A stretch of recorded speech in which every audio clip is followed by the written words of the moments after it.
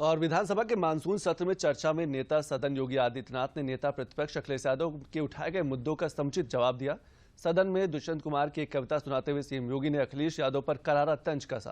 उन्होंने कहा कि जो लोग जन्म से चांदी की चम्मच में खाने के आदी हैं, वो एक गरीब की पीड़ा को क्या समझेंगे, पिछड़ों की पीड़ा को क्या समझेंगे।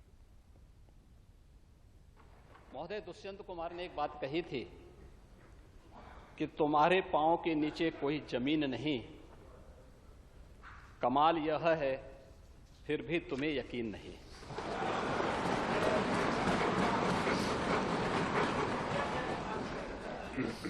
उन्हें जमीनी हकीकतों की कोई जानकारी नहीं है। और तुलसीदास जी ने बात कही भी, समरथ को नहीं दोष गुसाएं। ऐसे ही लोगों पे बातें अक्सर से सही बैठती हैं, क्योंकि जो लोग जन्म से चांदी के चम्मच में खाने के आदी हैं,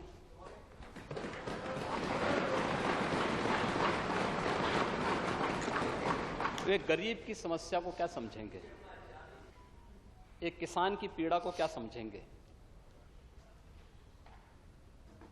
एक दलित की पीड़ा को भी क्या समझेंगे,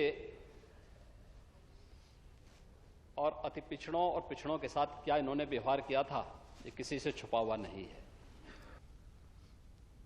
और मुख्यमंत्री योगी आदित्यनाथ ने कहा कि जिस साड़ की बात नेता विरोधी दल कर रहे हैं वो खेती बाड़ी का पार्ट होता है। आपके समय में वो बूचड़ खाने के हवाले होता था, हमारे समय में यही पशुधन का पार्ट बना हुआ है। जब बाढ़ और सूखा जैसे मुद्दे पर चर्चा की बात आई तो उस मुद्दे को लगातार विषयांतर करने का प्रयास हुआ। अगर भारत की खेती की बात होती है तो नेता विरोधी दल उसके साथ बाड़ी शब्द भी जुड़ता है, पशुपालन भी उसका पार्ट है। और जिस सांड की आप बात कर रहे हैं ना, ये सांड भी उसी का हिस्सा है।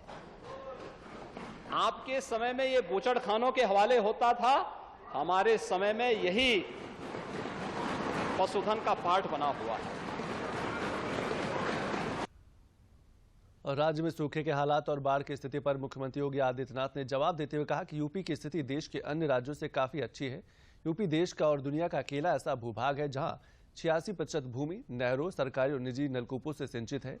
कृषि बुआई का सामान्य प्रतिशत 88% फसलों को बुआई हो गई है। धान की नर्सरी भी लगभग 100% लग चुकी है। कम बारिश के कारण इसमें नुकसान हुआ होगा, लेकिन सरकार इस पर निगाह रखे हुए और किसानों का नुकसान नहीं होने देगी। उत्तर प्रदेश जैसे राज्य की स्थिति जो है वह देश के अंदर अन्य राज्यों की तुलना में बहुत बेहतर स्थिति में है। महोदय, जहां उत्तर प्रदेश की बात करते हैं, उत्तर प्रदेश देश का और संभवतः दुनिया का पहला ऐसा भूभाग है जहां पर 86 से 90% भूभाग कृषि योग्य भूमि वह सिंचित है। नहरों से, सरकारी नलकूपों से और निजी नलकूपों से भी उन्हें आच्छादित करने का प्रयास वहां आच्छादित किया गया है।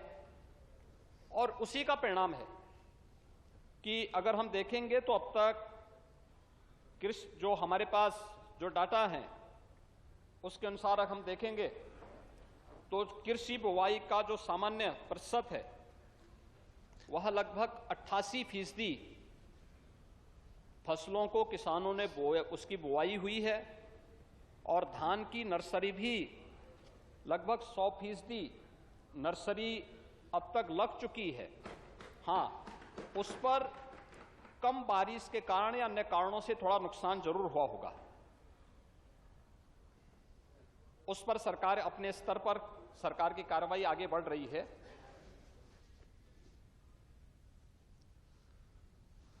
मुख्यमंत्री ने अखिलेश यादव के चिकित्सा से जुड़े सवाल का जवाब देते हुए कहा कि आपकी सरकार में पूर्वांचल के जिलों में इंसेफ्लाइटिस के कारण बच्चे काल कवलित हो रहे थे। हमारी सरकार ने उस पर 100% विराम लगाई है। ये सभी बच्चे गरीब, कमजोर और अल्पसंख्यकों के हैं, जिनको बचाने का सरकार ने काम किया है। हम जाति धर्म देखकर काम नहीं करते हैं। नेता विरोधी दल इन गरीबों की बात कर रहे थे। इंसेफ्लाइटिस से पूर्वी उत्तर प्रदेश में 40 वर्ष में 50,000 बच्चों की मौत हुई थी। 4 बार समाजवादी पार्टी को भी प्रदेश में मुख्यमंत्री के रूप में कार्य करने का अवसर प्राप्त हुआ था।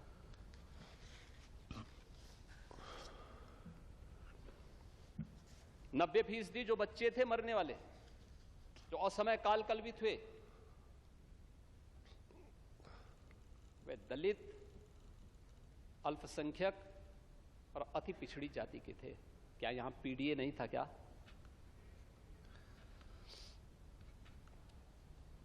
क्या कर रहे थे? 4 बार मुख्यमंत्री बनने के बाद भी आप लोगों ने उसका समाधान नहीं निकाल पाए। आपको तो 5 साल का पूरा कार्यकाल मिला था। और मुझे बताते हुए गर्व है, हमारी सरकार ने अपने पहले कार्यकाल में ही इंसेफ्लाइटिस का समूल नाश कर दिया।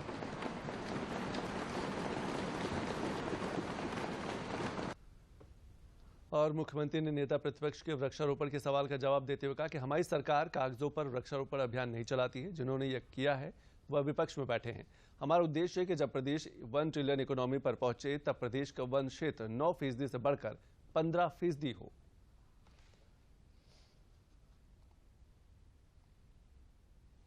वृक्षारोपण के इस महाअभियान के साथ सरकार जुड़ी हुई है, सर्वत्र सराहना हो रही है। दुनिया इसको बहुत पॉजिटिव वे में लेती है। दुनिया का सबसे बड़ा